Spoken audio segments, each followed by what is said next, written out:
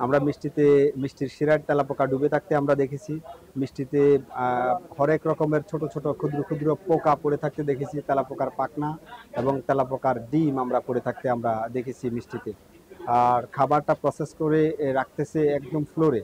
এটা আসলে হওয়ার কথা না, যেখানে ফ্লোরে এই কর্মীদের পা যাচ্ছে সেখানে না রেখে বরং ট্রের উপরে তারা রাখতে পারতেন না। আর বেশ কিছু অপরিচ্ছন্নতা রয়েছে। তবে তাদের এবং প্রচুর পরিমাণ তেলাপোকা আমরা বিভিন্ন জায়গায়, যেখানে আসলে চোখ যাচ্ছে না কিন্তু এটা অন্ধকারাচ্ছন্ন একটা কুঠুরি, ওইটার ভিতরে একেবারে ছোটখাটো চিপা চাপা জায়গায় এখানে তেলাপোকা আছে, আমরা তাদেরকে দেখিয়েছি।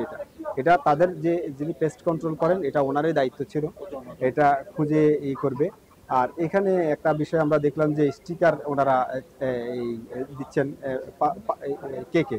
তো এই স্টিকার কেকে স্টিকার দেওয়া এটা আসলে নিয়ম না। নিয়ম হচ্ছে ওনারা সিল করে দিবেন বা অমোসনীয় কালি দিয়ে ওনারা ওইভাবে প্রিন্ট করে দিবেন, যাতে এটা কোনোভাবেই এটা ম্যানিপুলেশন করা না যায়। মোড়ক আইনের তাই বলছে।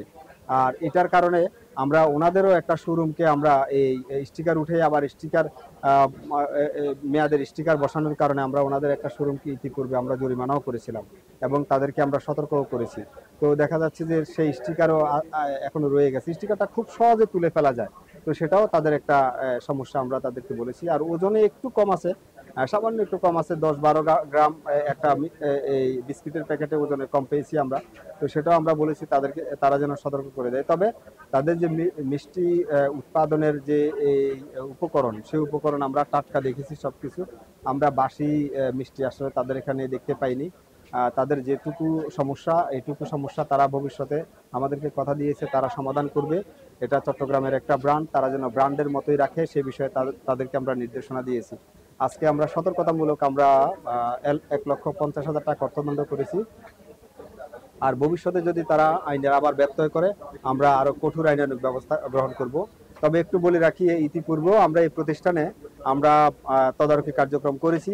তবে এর আগের বার আমার যেটা স্মরণ পড়ে, আমরা আরো তুলনামূলক ভালো দেখেছিলাম।